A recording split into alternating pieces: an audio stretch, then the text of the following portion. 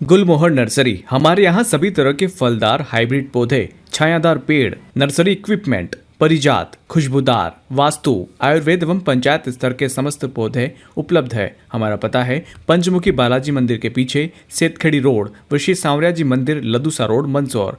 अधिक जानकारी के लिए कॉल करें 9300521818। मंदसौर पिछले कई वर्षों से कॉलेज ग्राउंड में खेलने आने वाले खिलाड़ियों को पेयजल की गंभीर समस्या का सामना करना पड़ रहा था। मैदान में ट्यूबवेल तो मौजूद थी, लेकिन वे नियमित रूप से संचालित नहीं होती थी, जिससे खिलाड़ियों को पीने के पानी के लिए परेशान होना पड़ता था। कई खिलाड़ी अपने साथ पानी के कैंपर लाते थे और उसी से प्यास बुझाते थे। इस समस्या को लेकर खिलाड़ियों ने क्षेत्र के पूर्व विधायक यशपाल सिंह सिसोदिया से भेंट कर उन्हें स्थिति से अवगत कराया। खिलाड़ियों की समस्या को गंभीरता से लेते हुए उन्होंने जिला पंचायत सीईओ अनुकूल जैन से चर्चा की और स्थायी समाधान कराने का आग्रह किया।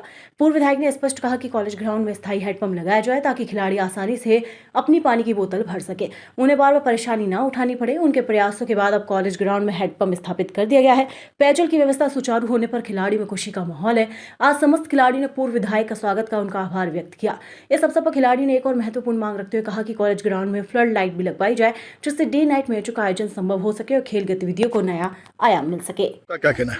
हम बहुत बहुत धन्यवाद देते हैं आदरणीय यशपाल जी का, और हम जितने भी कॉलेज ग्राउंड के खिलाड़ी हैं, हमारी मांग थी और उन मांग को आदरणीय यशपाल जी ने पूरा कराया। हमने एक मांग और रखी है आज फ्लड लाइट की।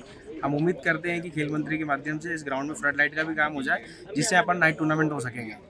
धन्यवाद। खिलाड़ियों के लिए पेयजल का एक संकट था, यहाँ पर क्या कहना है इस बारे में? देखिए, समस्या का जब समाधान होता है और वह समस्या जो जनता के द्वारा, युवाओं के द्वारा या किसी वर्ग विशेष या व्यक्ति के द्वारा बताया जाता है, तो वो उनका निजी चिंतन और निजी सोच होता है। राजनीति में जो जनप्रतिनिधि जिस हिसाब से सोचते हैं वो काम अपने हिसाब से हो सकते हैं, होना भी चाहिए, लेकिन ऐसे काम जो राजनीतिक क्षेत्र में काम करने वाले नेताओं की आंखों से बाहर है, ओझल है। और ऐसे में अगर समूह उठता है, युवक उठते हैं और खिलाड़ी उठते हैं, और वो अगर कहते हैं कि कॉलेज का इतना बड़ा प्ले ग्राउंड जो न केवल खिलाड़ियों के लिए बल्कि आम लोगों के लिए भी उपयोग में आता है, सुबह 6 बजे 5 बजे से लेकर शाम को 6-7 बजे तक लगभग 12-14 घंटे तक इस खेल के मैदान पे हजारों युवक आते हैं, युवतियाँ आती हैं, बड़े बुजुर्ग आते हैं, सब तरह के लोग आते हैं।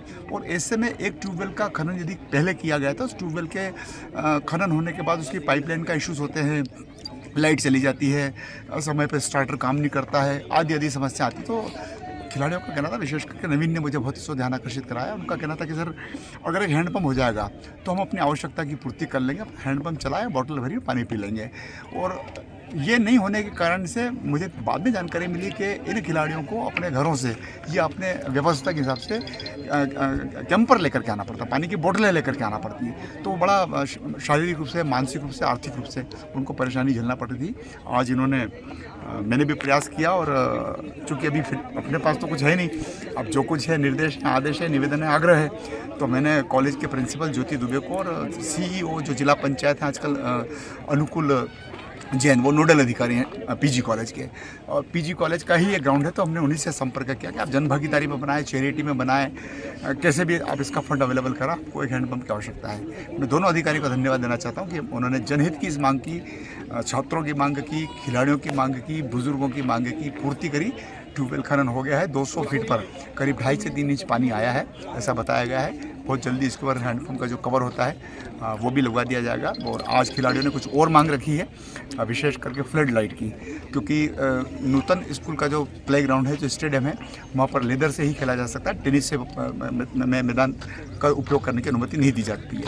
मैं कोशिश करूँगा माननीय खेल मंत्री विश्वास सारंग जी से और क्षेत्रीय हमारे जो भारतीय जनता पार्टी के नेता हैं, विशेष करके जगदीश देवड़ा जी, इनसे सबसे संपर्क करके, और मैं निवेदन करूंगा कि छात्रों की इस शासकीय महाविद्यालय के इतने बड़े परिसर में अगर फ्लड लाइट मांगते हैं और उसको संचालन करने का जुम्मा भी ये लेते हैं, तो मैं समझता हूँ सरकार इसको ध्यान देना। लगातार खिलाड़ियों पर खतरा सा मंडाता जा रहा है, देखने में आ रहा है कि सरकार लगातार खेलों को बढ़ावा दे रही है, पर ग्राउंड खत्म होते जा रहे हैं।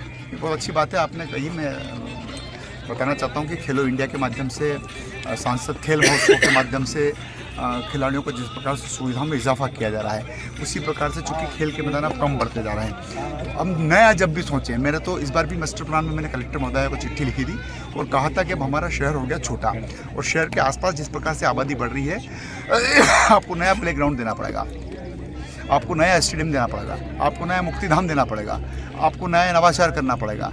और इसीलिए हमने हॉकी का जो टर्फ विकेट बनाया था वो शहर के बाहर बनाया और रेगुलर चल रहा है। आजकल दूरी का कोई सवाल नहीं है। अगर आप 15 किलोमीटर की 10 किलोमीटर के रेडियस में भी नया स्टेडियम बनाने की स्वीकृति प्रदान करें या नए स्टेडियम की बात अगर करें, इंडोर स्टेडियम की मेरा प्रपोजल उस समय का चल रहा है, अभी वो पाइप में है, वित्त विभाग के पास गया हुआ है। अगर वो भी हो जाता है तो हॉकी के टर्फ विकेट के अगल बगल में 400 ट्रैक का सिंथेटिक्स मैदान और आपका स्टेडियम, वो दोनों की मेरी पूरी प्रक्रिया चल रही है, पाइप में है। मुझे लगता है उसके लिए भी स्वीकृति प्राप्त होगी। धन्यवाद।